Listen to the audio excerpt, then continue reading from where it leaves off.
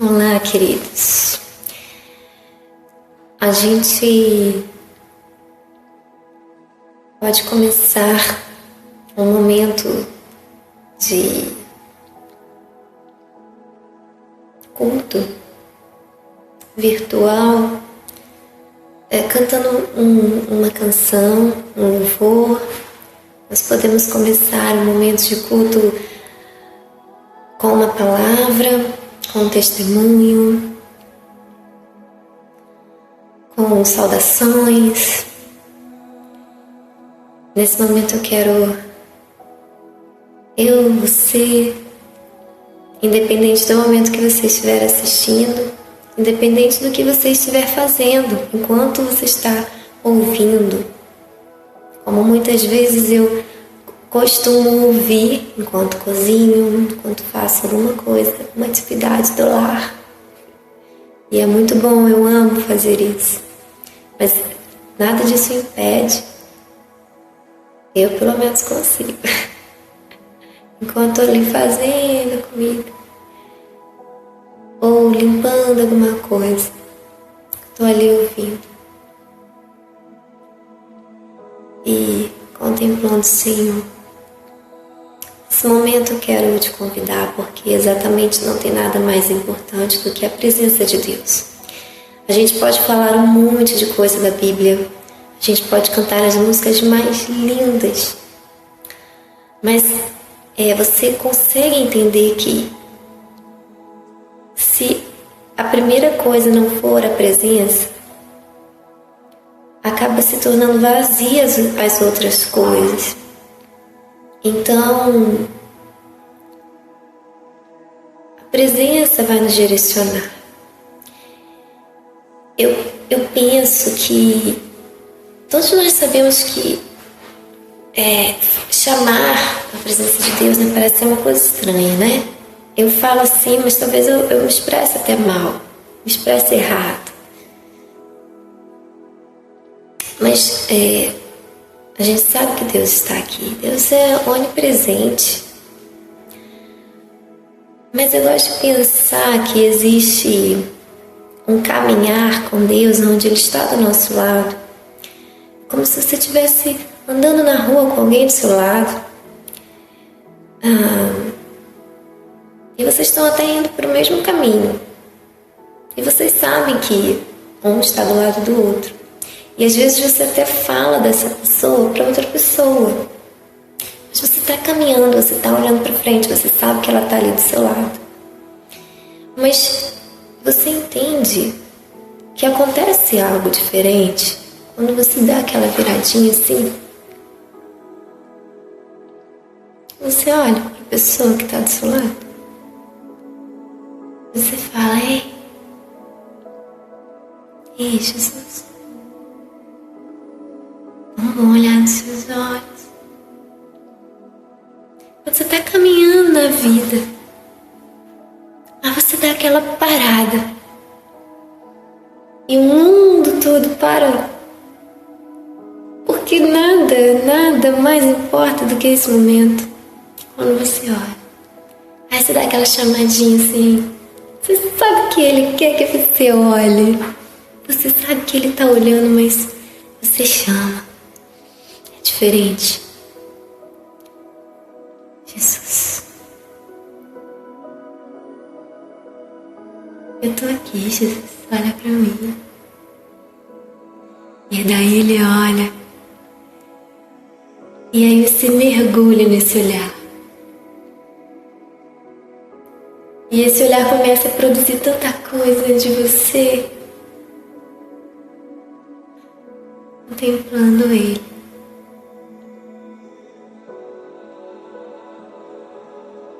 Você pode dizer,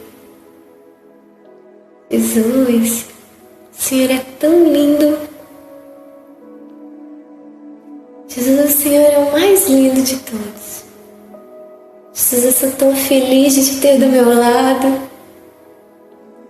Jesus, é verdade mesmo que o Senhor nunca vai embora do meu lado. Dá sua mão. Me dá um abraço. Jesus, posso andar caminhando assim bem agarradinho com o Senhor? É isso que eu falo de chamar a presença.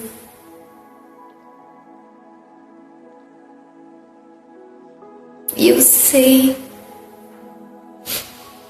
que Jesus ama isso. E eu sei que o desejo,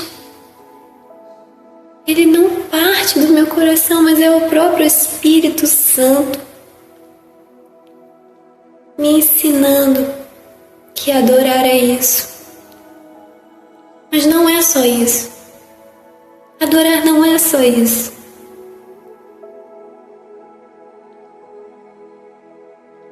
Mas isso faz parte. Porque adorar também, enquanto eu estou caminhando nesse caminho da vida, é eu desviar do pecado, é eu entregar coisas que me tomam tempo, que às vezes eu sinto que Deus está me incomodando, que eu tenho que entregar aquilo. Nem é pecado, mas eu sinto que eu me esvazio de alguma coisa para receber coisas novas do Senhor. Isso é muito individual.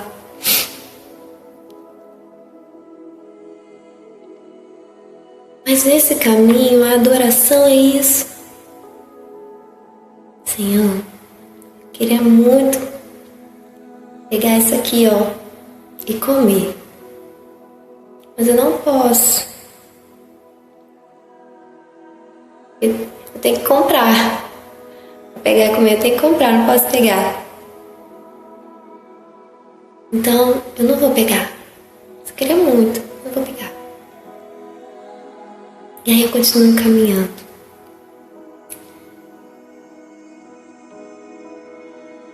Jesus, eu quero te agradar. Jesus, eu tô te agradando. Olha pra mim, Jesus, deixa eu ver se você tá sorrindo quando você olha pra mim. Sabe isso? E é isso que eu quero fazer agora com você. Vamos atrair a presença do Senhor.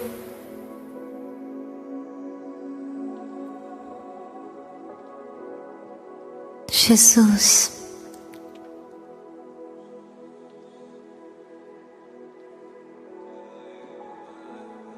eu sei que não tem nada de valor em mim que atraia os seus olhos a olhar para mim agora. Eu sei que quando o Senhor olhar para mim agora, o Senhor vai encontrar tanta mancha, tanta sujeira, um trapo. Eu sei que quando o Senhor olhar para mim agora, o Senhor vai ver tanto pecado, tanta ferida, que já está se tornando calcificado na minha falta de preocupação de tratar ou de abandonar pecado, confessar. Jesus, é um poço de pecado, de sujeira, de lixo que você vai olhar agora. Mas esse mesmo trapo está chegando assim agora, nesse momento,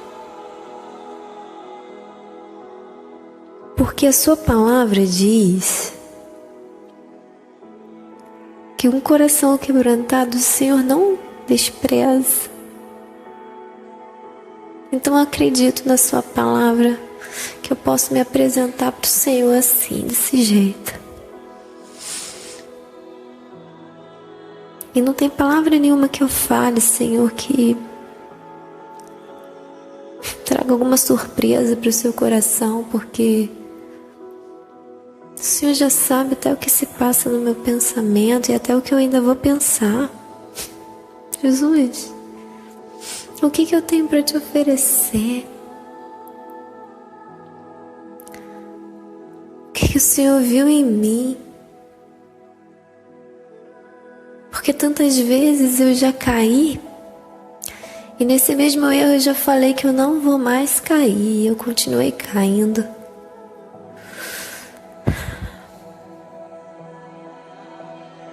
Quantas vezes te feri?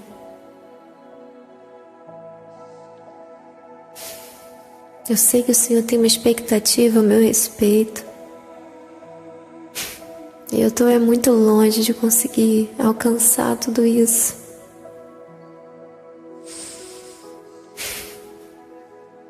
Mas mesmo assim, o Senhor continua olhando para mim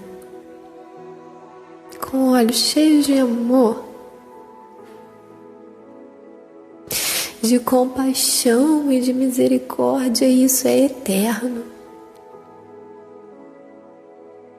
Porque o Senhor olha para mim assim: Jesus, eu já te neguei tantas vezes.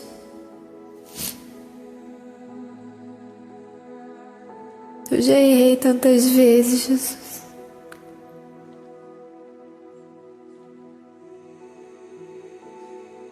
Por que o Senhor olha para mim assim com tanto amor?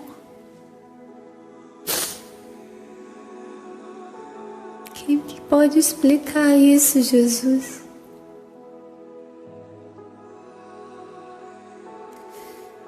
Oh, a graça.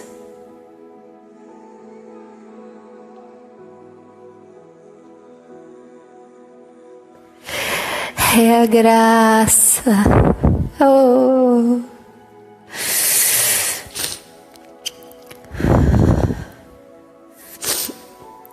Não tem como a nossa mente conseguir compreender a graça, Senhor. Mas, se possível, coloca no nosso coração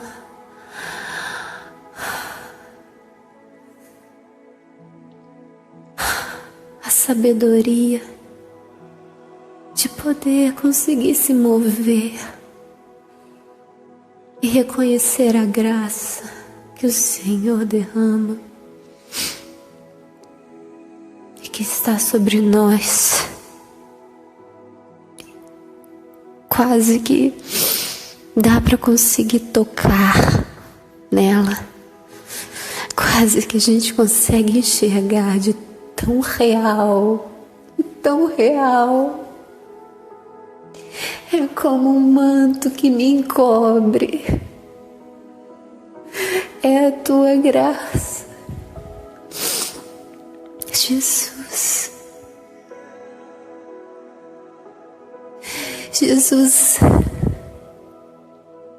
oh amor, amor,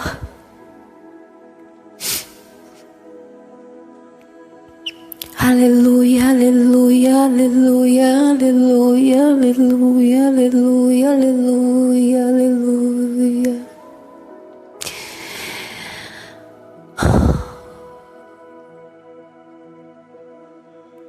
Eu posso mergulhar no seu amor.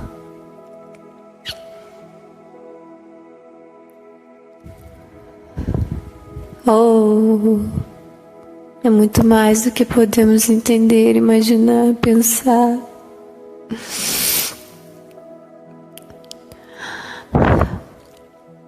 Corpo limitado, mente limitada demais para conseguir acessar tanta sabedoria. Aleluia, aleluia, aleluia, aleluia, aleluia, aleluia, aleluia, aleluia, aleluia, aleluia, aleluia, aleluia, aleluia.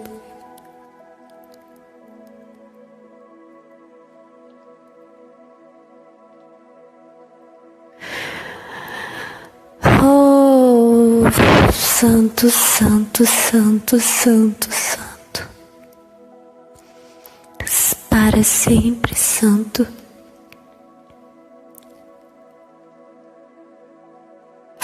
Eternamente santo, santo, santo, santo, santo. Puro, justo, fiel, reto, inabalável, forte. O mais forte, tu és o mais forte. Tu és o mais forte. Ninguém pode impedir o teu braço de agir, ó Santo e Altíssimo e Poderoso Deus. É o meu Deus.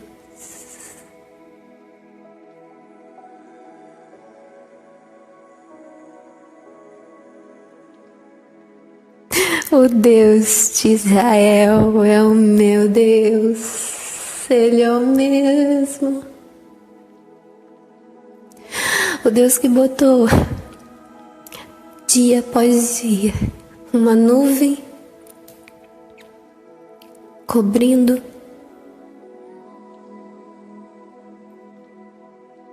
o sol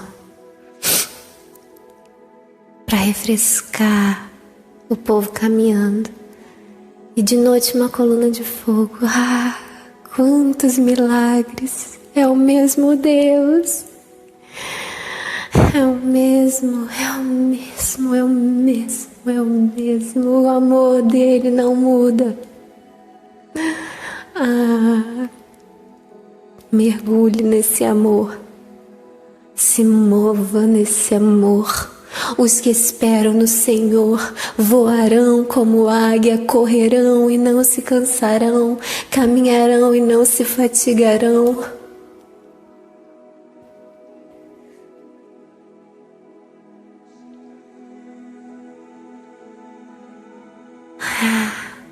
Espere, descanse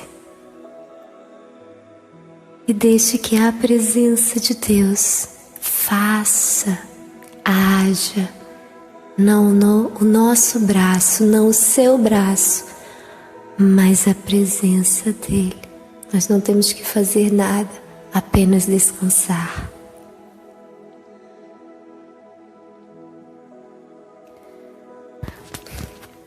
Quero que você mergulhe no entendimento de que independente do que você faça, independente do que você fez e de como você está agora,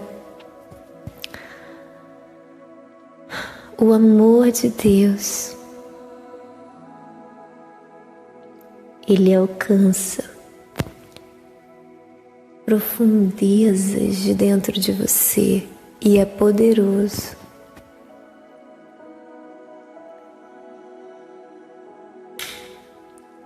para reconstruir a cada segundo, se você quiser, esse templo que você está achando que está muito ruim, que você está achando que está desgastado, precisando muito de uma reforma. Se você quiser derrubar ele todo dia e pedir para Deus fazer de novo, Deus vai fazer. Eu quero te falar que você não precisa se sentir culpado.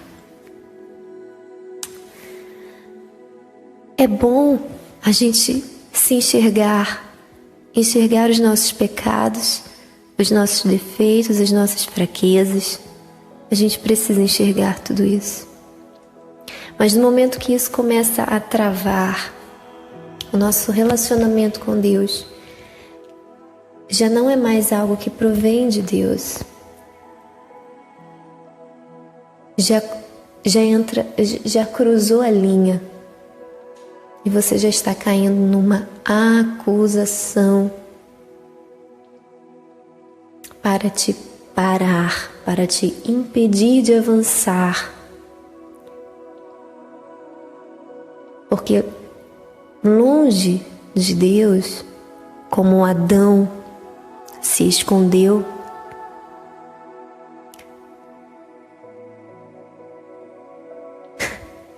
e Deus pergunta: Adão, por que você se escondeu?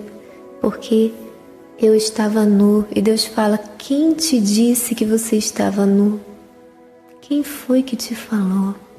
Alguém falou que você não sabia. Até então você não sabia, alguém te disse. Alguém te acusou. Alguém deve ter chegado e ter falado: você fez coisa errada. E a gente sabe muito bem que tinha uma serpente faladeira naquele Éden, né? E essa serpente, a Bíblia fala em Gênesis, e ela vai falar da serpente também, lá em Apocalipse. A antiga serpente. E fala num dragão. Figuras que representam o inimigo das nossas almas, o acusador, aquele que engana, que traz confusão e que quer nos destruir. Mas o amor de Deus, ele traz vida. Ele traz arrependimento, ele traz cura. Ele não traz peso, nem culpa, nem derrota. Então, se você está se sentindo assim, é para você essa mensagem. E não partiu de mim essa mensagem. É algo que eu recebi do Espírito Santo e eu quero compartilhar com você. Porque muitas vezes eu me sinto exatamente assim. Você vai parando porque você está com vergonha de Deus. E isso é uma cilada, uma grande cilada. Então nós vamos nos lembrar agora que o amor de Deus, o amor de Deus,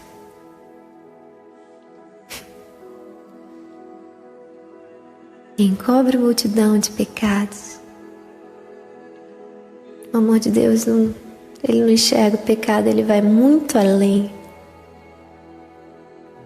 Tem uma música que diz assim: tu me amas como sou, mas não me deixas como estou. Não é assim? Eu quero que você abra sua Bíblia em Romanos capítulo 4. Diz assim: portanto, que diremos do nosso antepassado Abraão? Se de fato Abraão foi justificado pelas obras, ele tem do que se gloriar, mas não diante de Deus. Que diz a Escritura? Abraão creu em Deus, e isso lhe foi creditado como justiça. Ora, o salário do homem que trabalha não é considerado como favor, mas como dívida. Todavia, aquele que não trabalha, mas confia em Deus, que justifica o ímpio, sua fé lhe é acreditada como justiça. Foca nesse versículo 4 e 5. O salário do homem que trabalha não é considerado favor, mas como dívida. É claro, ele trabalhou e ele vai chegar na frente do seu Senhor e vai buscar o seu salário. É direito dele, ele trabalhou. Mas no versículo 5 diz assim: e aquele que não trabalha? Ele recebe? Como que ele recebe se ele não trabalhou? Porque provavelmente alguém trabalhou por ele. Esse versículo 5 é lindo porque ele fala de alguém que vai receber um salário não tendo trabalhado. Se ele não está falando aqui de obras físicas, porque a mesma Bíblia diz que digno é o homem do seu salário. Ai, gente, esqueci agora exatamente o versículo. Digno é o trabalhador do seu salário. Acho que está em Tiago. Mas aqui ele está falando que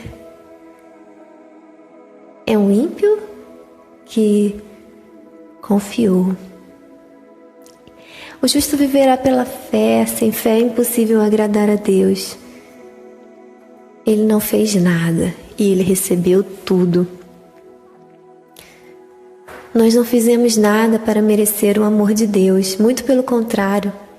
Nós fazemos muitas coisas erradas que poderíamos dizer que entristecemos o coração de Deus. Mas Jesus fez algo por nós.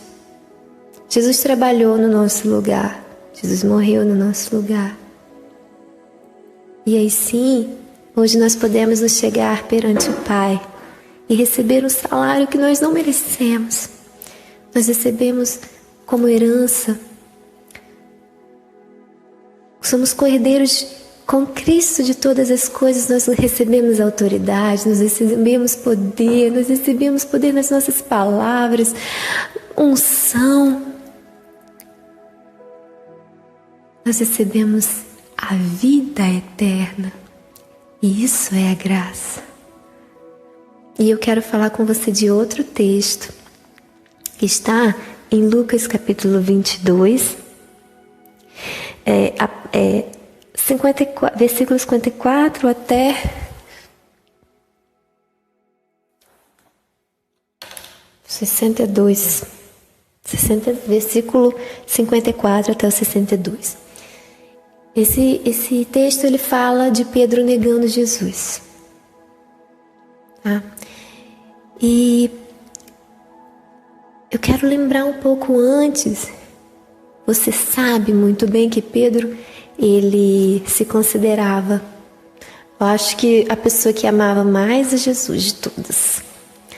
Pedro, ele realmente achava que ele iria até a morte com Cristo, como ele disse.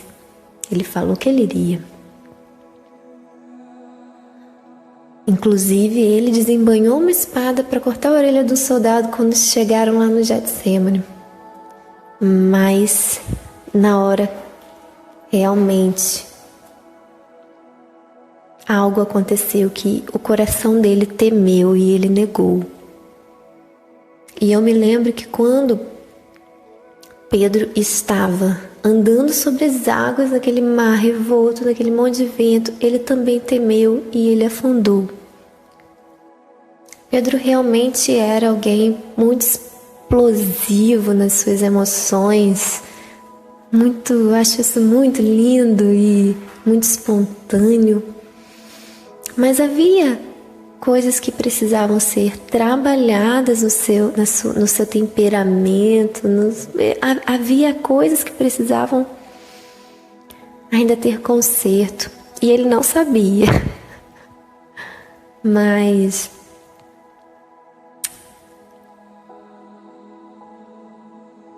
ele temeu quando ele estava naquele momento ali, vendo Jesus ser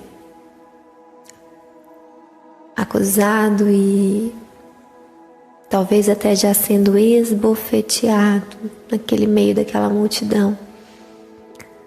E ele negou a Cristo. Só que eu queria que você focasse num versículo.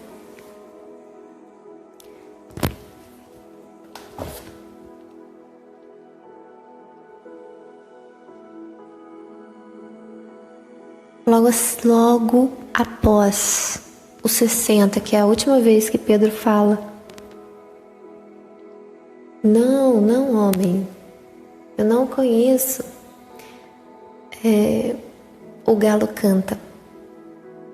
E no versículo 61 diz assim: E virando-se o Senhor, olhou para Pedro, e Pedro lembrou-se da palavra do Senhor, como lhe tinha dito: Antes que o galo cante hoje, me negarás 3 vezes. E saindo Pedro para fora, chorou amargamente.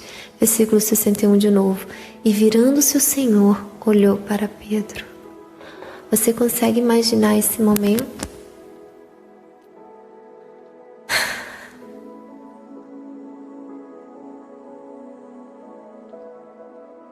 Ele negou 3 vezes. E simplesmente eles não estavam tão perto um do outro. Meu Deus.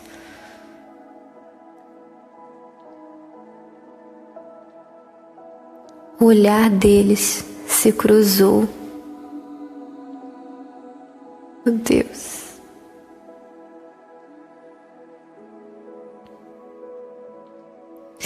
Meu Deus, imagina isso. Ele negou, o galo cantou e Jesus simplesmente naquele meio daquela multidão. Meu Deus, o olhar bateu.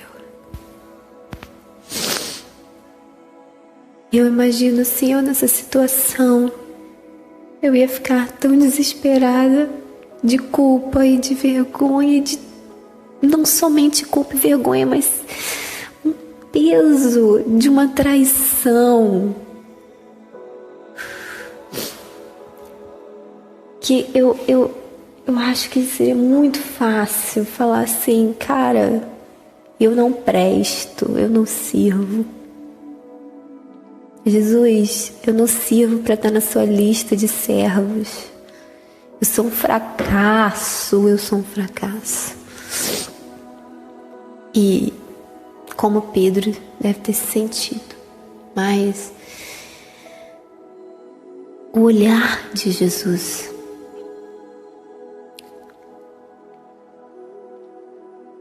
não foi um olhar vingativo. Não foi um olhar de Pedro.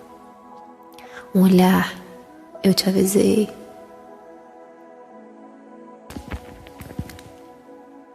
Mas o olhar de Jesus, com toda a certeza desse mundo, foi olhando para Pedro. Um olhar muito profundo, muito firme e para mim transbordante de amor. Um olhar que diz: Pedro, eu te amo mesmo assim.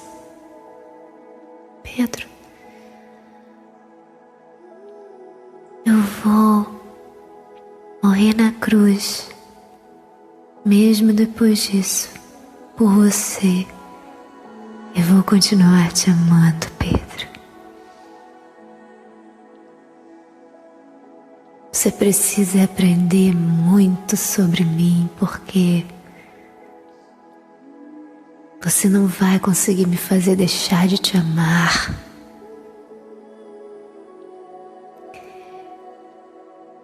E é onde Pedro pode ter pensado que pra mim acabou.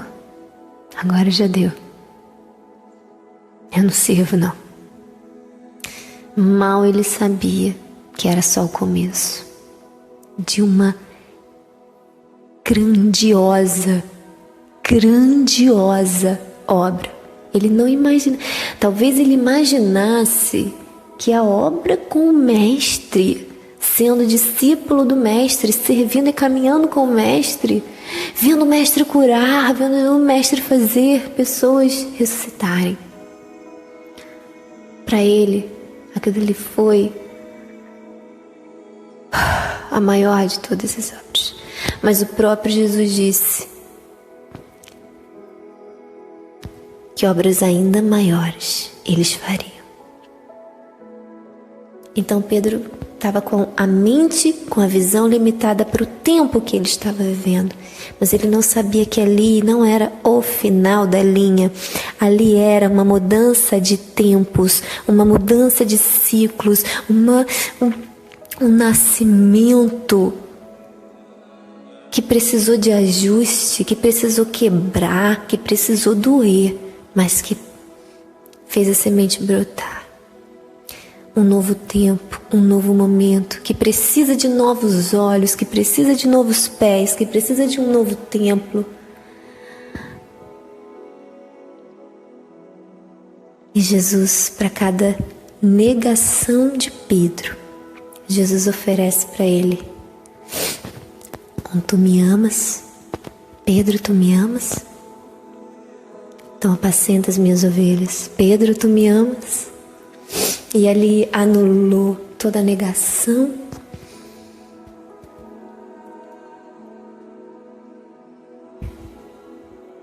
E dali para frente seria o começo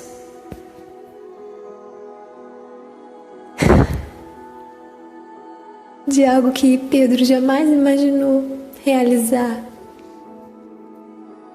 E é isso, meu querido, minha querida. Respire fundo, porque é um novo começo. O mundo está passando por um momento de transição. E nós precisamos sim de novos olhos, de novos pés. Nós precisamos de uma nova estrutura física, mental, espiritual, emocional, porque é um novo tempo. Nós podemos fazer desse tempo ser um tempo de frutos, um tempo frutífico para o reino de Deus. Mas essa igreja precisa ser preparada, a gente precisa derrubar o templo antigo, o entendimento de templo, de igreja, não deixar de congregar jamais, mas entender que precisa derrubar aqui e construir um templo novo, aqui, onde não há competição, onde não há vingança, onde não há inveja, onde há sim reconciliação, perdão, onde há compartilhamento, onde há dividir, onde há amor, onde há misericórdia, para que a gente plante e semeie nesse mundo. Prepare esse mundo para a volta de Cristo, assim como João Batista fez. Frutos de arrependimento, é isso que nós precisamos, sabendo que Cristo nos ama, que Cristo nos perdoa, e sabendo que é esse mesmo amor que Ele quer que nós amemos. Por isso que a obra é maior do que a que Ele fez, porque Ele fez. Mas olha quantas pessoas vão fazer a mesma obra agora. É uma multiplicação de milagres. Depois dessa pandemia, a gente já passou pela fase do ficar meio em choque, ficar meio apático até espiritualmente. Já passou pela fase de não querer aceitar. E agora a gente precisa sair desse luto da pandemia, a gente precisa entender que o mundo está mudando. E que existe um cenário profético que vai ser feito, independente de mim, vai ser feito. Mas eu quero fazer parte. Eu tenho a opção de escolher e eu quero fazer parte dessa construção. E eu sei que Deus precisa, primeiro, preparar o caminho aqui, preparar o caminho, preparar o meu coração, preparar a minha estrutura. E depois que eu, você, a gente saia para preparar o mundo. Lá em Lucas 3, Lucas capítulo 3, versículo 8, João Batista está preparando o coração das pessoas para a vinda de Cristo. E as pessoas perguntam: o que nós vamos fazer? O que é isso? Do que vamos para termos práticos, né? E João Batista fala: produzir, pois, frutos dignos de arrependimento. Guarda isso, guarda essa palavra, essa expressão, essa frase. Frutos dignos de arrependimento. A Bíblia fala muito de frutos. A Bíblia fala que sacrifício de louvor é fruto dos lábios que confessam o seu nome. A Bíblia fala de frutos do Espírito. A Bíblia fala que o ramo que não der fruto será cortado. Que frutos são esses? E eu entendo esses frutos como esses frutos que João Batista está falando. Frutos dignos de arrependimento. Eu vou ter que colocar aqui. No capítulo 3 de Lucas, lá no versículo 4, fala: voz do que clama no deserto, preparai o caminho do Senhor, endireitai suas veredas. Olha Deus chamando a igreja Assim como na época de João Batista, havia uma voz que estava preparando o caminho. Hoje, Jesus convocou a sua igreja e derramou o seu Espírito sobre ela. Um Espírito onde há profetas, onde há evangelistas, onde há mestres, onde há pastores. Jesus disse que a unção dele estaria sobre a igreja e que obras ainda maiores faríamos. Versículo 5: todo o vale se encherá e se abaixará todo monte outeiro, e o que é tortuoso se endireitará, e os caminhos escabrosos se aplanarão, e toda carne verá a salvação de Deus. Olha só, todo vale se encherá, todo monte e outeiro se abaixará. Olha, tudo ficando no mesmo nível. O vale se encherá, o monte se abaixará, e o que é tortuoso se endireitará. É muito para esse tempo que nós estamos. Aí as pessoas começam a perguntar: o que nós faremos então, João? Porque às vezes a pregação, precisa que fale bem claro, O que a gente tem que fazer no caso? E ele fala, versículo 8: produzi, pois, frutos dignos de arrependimento. E é nisso aí que eu quero focar, frutos dignos de arrependimento. Meu Deus, oh meu Deus, quanta coisa que a gente precisa se arrepender e mudar, endireitar as veredas, primeiro do nosso coração, da nossa vida,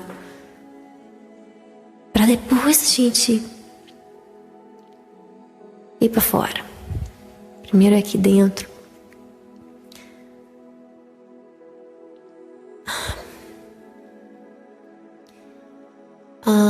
Versículo 9, que faremos, pois? Versículo 10, e ele, no versículo 11, responde: quem tiver 2 túnicas, reparta com o que não tem, e quem tiver alimentos, faça da mesma maneira. Mais claro do que isso não tem. Chegaram os publicanos. Mestre, o que devemos fazer? Não pensais mais do que o que vos é ordenado. O pessoal publicano eram os que cobravam os impostos. Então quer dizer que eles pediam mais? Eles embolsavam? Ou seja, não seja corrupto. Não pega além do que é para você pegar e passar para frente.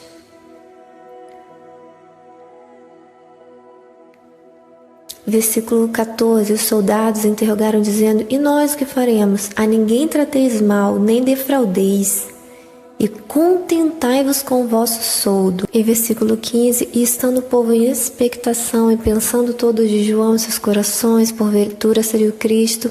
E o que ele mesmo fala a seu respeito? Eu, na verdade, batizo-vos com água, mas eis que vem aquele que é mais poderoso do que eu, do qual não sou digno de desatar a correia das alparcas. Esse vos batizará com o fogo do Espírito Santo. Ele tem a pá na sua mão e limpará a ira, e ajuntará o trigo no celeiro, mas queimará a palha com fogo que nunca se apaga. Ou seja, o testemunho que ele dá de Cristo é ele se anulando completamente. E ele pega o olhar do mundo e desvia e lança para Jesus. É isso que ele faz. Então, nós aprendemos com João Batista. E é isso que Deus quer de nós. Igreja, prepare o caminho para a volta de Jesus. Muita coisa precisa se ajustar. E a gente não pode ficar por muito tempo nessa apatia mais. a gente precisa se levantar. Recebe o perdão do Senhor, recebe o amor do Senhor, recebe forças do Senhor na sua vida. Recebe nova estrutura, nova visão, pés fortes para pisar em chão quente, em chão com pedras e espinhos, uma nova carcaça espiritual. Em nome de Jesus, que a igreja do Senhor, espalhada sobre toda a terra, venha receber um despertar, um novo fôlego. Senhor, derrama sobre a tua igreja, meu Deus. Oh, Senhor, chama a sua noiva. Primeiro a igreja e depois a noiva. Primeiro o corpo trabalha e depois ele chama a noiva. Vem, noiva minha. Aleluia. Glorificado seja o nome do Senhor. Deus abençoe a sua vida.